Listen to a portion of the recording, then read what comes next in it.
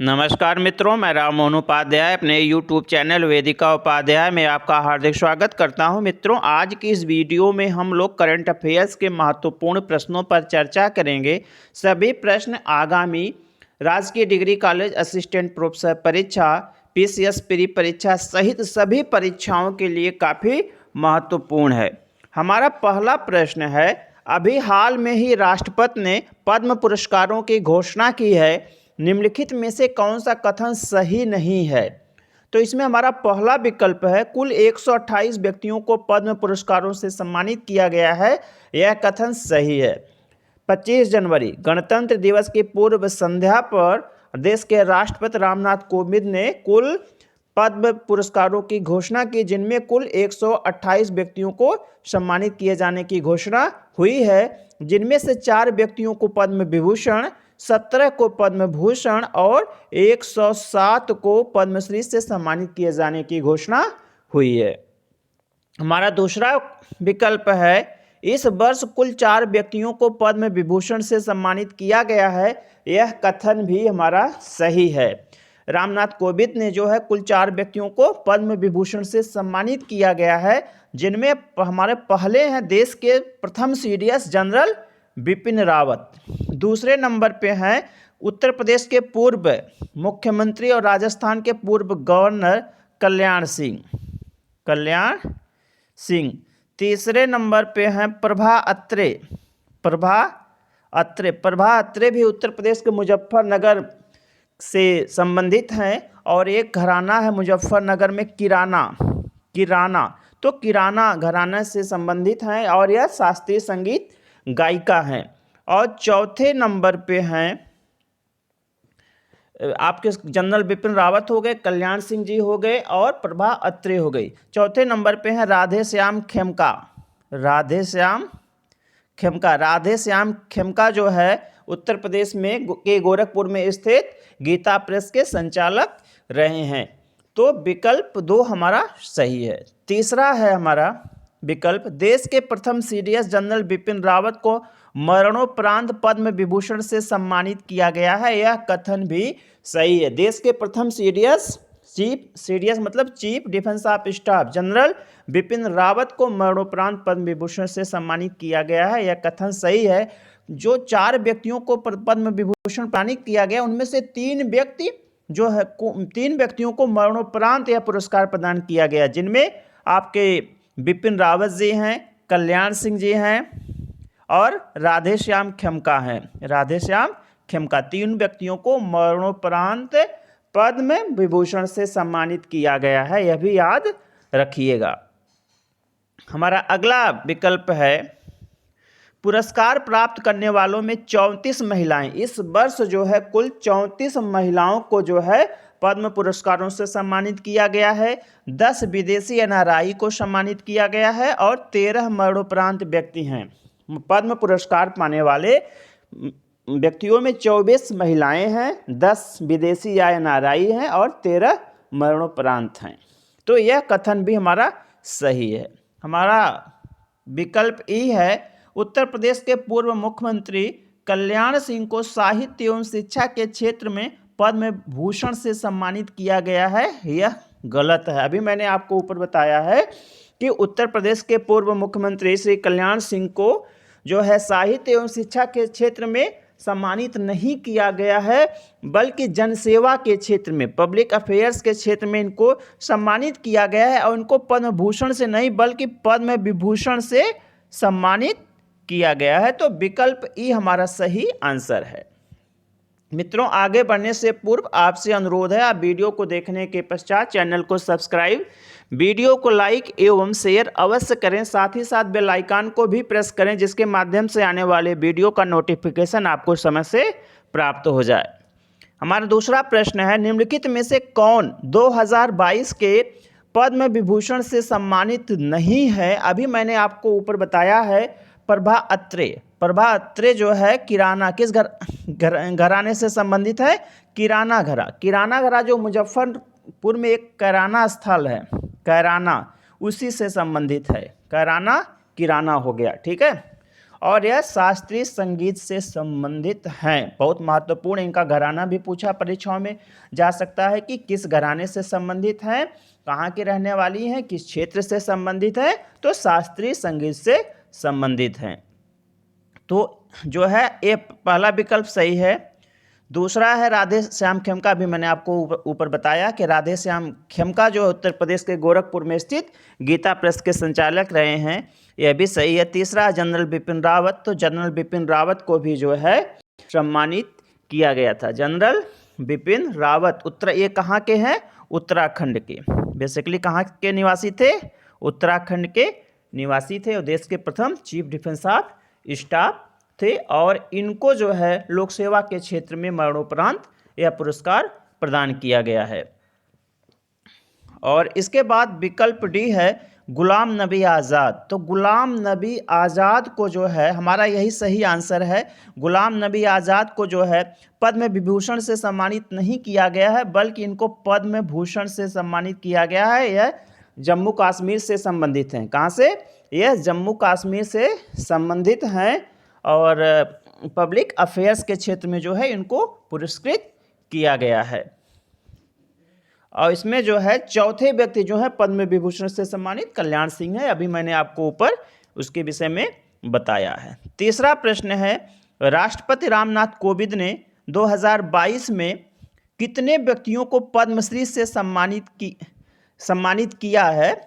तो अभी मैंने आपको ऊपर बताया, उसका सही आंसर होगा 107। 107 व्यक्तियों को पद्मश्री से सम्मानित किया गया है। आप याद रखिएगा, 4 को पद्म विभूषण, 17 को पद्म भूषण और 107 को पद्मश्री प्रदान किया गया है। पद्मश्री सम्मान प्राप्त करने वालों में नीरज चोपड़ा, जो कि टोक्यो ओलंपिक के स्वर्ण पदक विजेता हैं, वो भी सम्मिलित हैं।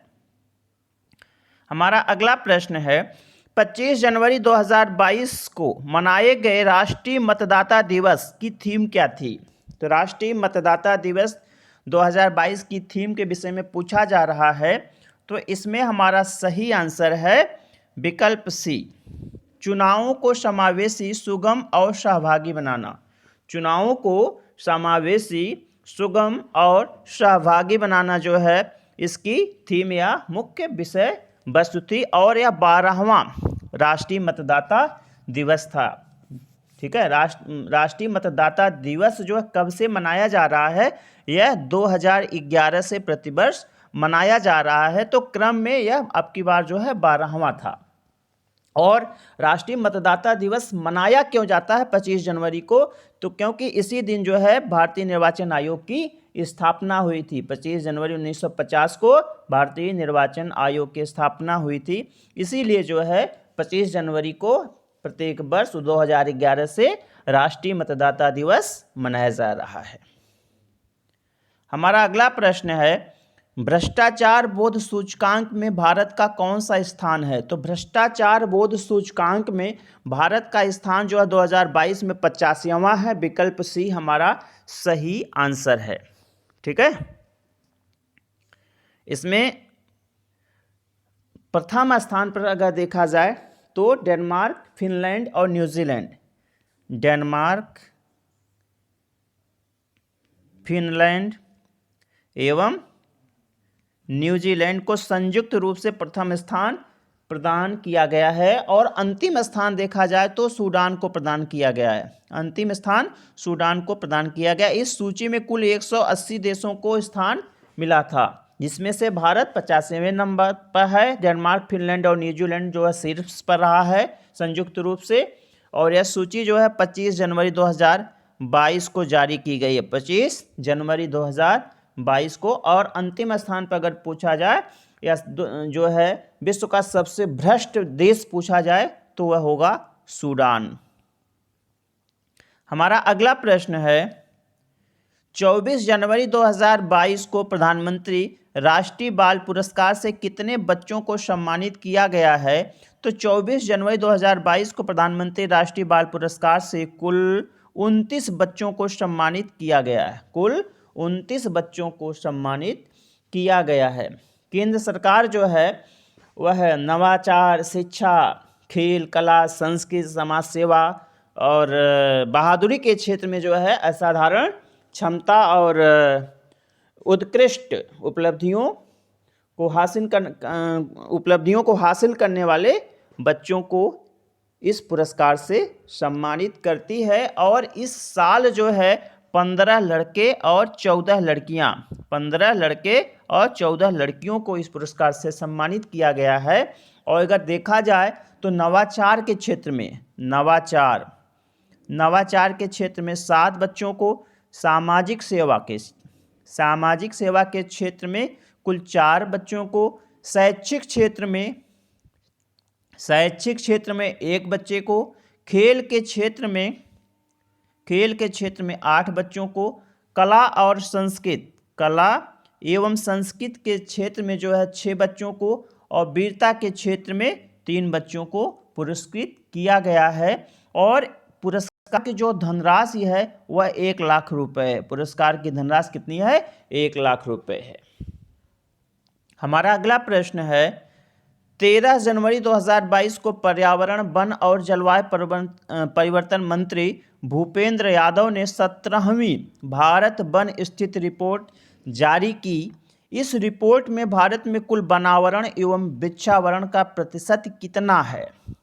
तो हमारा सही आंसर है विकल्प डी, 24.62% जो है वनावरण एवं वृक्षावरण का प्रतिशत है। 13 जनवरी 2022 को जो है पर्यावरण, वन और जलवायु परिवर्तन मंत्री कौन है? भूपेंद्र यादव ने जो है किस क्रम की है? 17वीं रिपोर्ट है।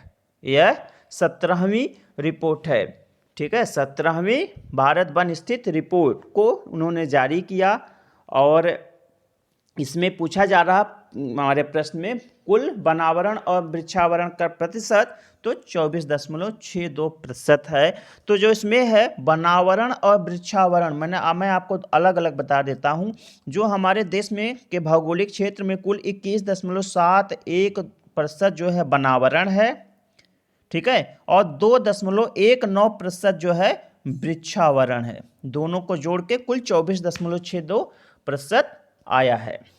ठीक है, प्रश्न ये भी पूछा जा सकता है कि भारतीय वन रिपोर्ट स्थित 2021 किस क्रम की रिपोर्ट है? तो यह 17वीं रिपोर्ट है। कब जारी की गई? 13 जनवरी 2021 को जारी की गई। यह एक द्विवार्षिक रिपोर्ट है, प्रत्येक 2 वर्ष के पश्चात जो है इसे जारी किया जाता है। और इस रिपोर्ट को भारतीय वन सर्वेक्षण विभाग देहरादून तैयार करता है। इस रिपोर्ट को 1987 में पहली बार प्रकाशित किया गया था। 1987 में पहली बार प्रकाशित किया गया था। ठीक है, हमारा अगला प्रश्न है भारत वन स्थित रिपोर्ट 2021 के अनुसार कौन सा राज्य प्रतिशतता की दृष्टि से सर्वाधिक वन वाला राज्य है? अगर प्रतिशत की दृष्टि से पूछा जाए तो सबसे अधिक राज्य जो है वनों का प्रतिशत मिजोरम में है। मिजोरम में सबसे अधिक वनों का प्रतिशत के रूप में पूछा जाएगा तो मिजोरम आएगा। और अगर क्षेत्रफल के अनुसार पूछा जाएगा तो मध्य प्रदेश, क्षेत्रफल के अनुसार मध्य प्रदेश। तो मिजोरम में कुल भूभाग का जो है लगभग 84.53% भूभाग जो है वनों से आच्छादित है। ठीक है, एक चीज़ मैं आपको यहाँ पे बता देता हूँ कि जो प्रतिशत के अगर क्रम में देखेंगे तो सबसे पहले आएगा मिजोरम, नंबर 2 पे आएगा अरुणाचल प्रदेश, नंबर 2 पे अरुणाचल प्रदेश। अरुणाचल प्रदेश में लगभग 79.33% भूभाग पर वन है। इसके बाद जो है तीसरे नंबर पे आ जाएगा मेघालय। मेघालय में लगभग 76% भूभाग पर वन है। चौथे नंबर पे आ जाएगा आपका मणिपुर। चौथे नंबर पे मणिपुर में जो है लगभग 74.34% भूभाग पर वन है। और पाँचवें नंबर पे है नागालैंड। 73.90% भूभाग पर वन है। ठीक है, तो प्रतिशत के दृष्टि में सबसे नंबर 1 पे मिजोरम, नंबर 2 पे अरुणाचल प्रदेश, नंबर 3 पे मेघालय, नंबर 4 पे मणिपुर और 5 पे नागालैंड। यही क्रम पूछा जाता है। क्रम लगाने के लिए परीक्षाओं में, खासतौर पर उत्तर प्रदेश लोक सेवा आयोग की परीक्षाओं में इसे दे दिया जाता है। और क्षेत्रफल के अनुसार अगर पूछा जाता है तो नंबर 1 पे आप लिखेंगे मध्य प्रदेश, नंबर 1 पे मध्य प्रदेश, और नंबर 2 पे अरुणाचल प्रदेश, नंबर 2 पे अरुणाचल प्रदेश, नंबर 3 पे है आपका छत्तीसगढ़, छत्तीसगढ़, नंबर 4 पे है ओडिशा, 5 पे है महाराष्ट्र, 5 पे है महाराष्ट्र। यह आपका होगा क्षेत्रफल के दृष्टिकोण से और प्रतिशत के दृष्टिकोण से, दोनों दृष्टिकोण से पूछा जाता है। अगर परीक्षा में यह पूछ लिया जाए कि जो है 2021 की भारतीय वन स्थिति रिपोर्ट में जो है कुल कितने भूभाग पर जो है या कितने वर्ग किलोमीटर जो है वनावरण वृक्षावरण की वृद्धि हुई है, तो कुल 2261 वर्ग किलोमीटर, 2261 वर्ग किलोमीटर क्षेत्र में जो है वनों में वृद्धि हुई है, जिनमें से 1540 वर्ग किलोमीटर जो है वनावरण है, 1540 वर्ग किलोमीटर वनावरण है, और 721 वर्ग किलोमीटर वृक्षावरण है। ठीक है। हमारा अगला प्रश्न है 24 जनवरी 2022 को मनाए गए राष्ट्रीय बालिका दिवस की थीम क्या है? तो इसमें जो है अब की बार जो राष्ट्रीय बालिका दिवस मनाया गया है उसकी कोई थीम घोषित नहीं हुई थी, तो इसलिए विकल्प डी उपर्युक्त में से कोई नहीं हमारा सही आंसर है। हमारा अगला प्रश्न है सुभाष चंद्र बोस आपदा प्रबंधन पुरस्कार 2022 किसे प्रदान किया गया? तो हम इसमें हमारा सही आंसर है जो सुभाष चंद्र बोस राष्ट्रीय आपदा प्रबंधन पुरस्कार है, तो यह पुरस्कार जो है राजेंद्र कुमार कंडारी जी को प्रदान किया गया। विकल्प बी हमारा सही, सॉरी विकल्प ए प्रोफेसर विनोद शर्मा, प्रोफेसर विनोद शर्मा को जो है इस पुरस्कार से सम्मानित किया गया है। एक चीज़ मैं आपको यहाँ पे बताना चाहूँगा कि जो सुभाष चंद्र बोस आपदा प्रबंधन पुरस्कार है यह 2 श्रेणियों में प्रदान किया जाता है। एक व्यक्तिगत श्रेणी, एक है व्यक्तिगत श्रेणी, और दूसरी है संस्थागत श्रेणी, संस्थागत श्रेणी। तो व्यक्तिगत श्रेणी में आपका जो है विनोद शर्मा जी को, प्रोफेसर विनोद शर्मा को व्यक्तिगत श्रेणी में यह पुरस्कार प्रदान किया गया है, और व्यक्तिगत श्रेणी में कुल 5 लाख रुपया, 5 लाख रुपया और प्रमाण पत्र प्रदान किया जाता है।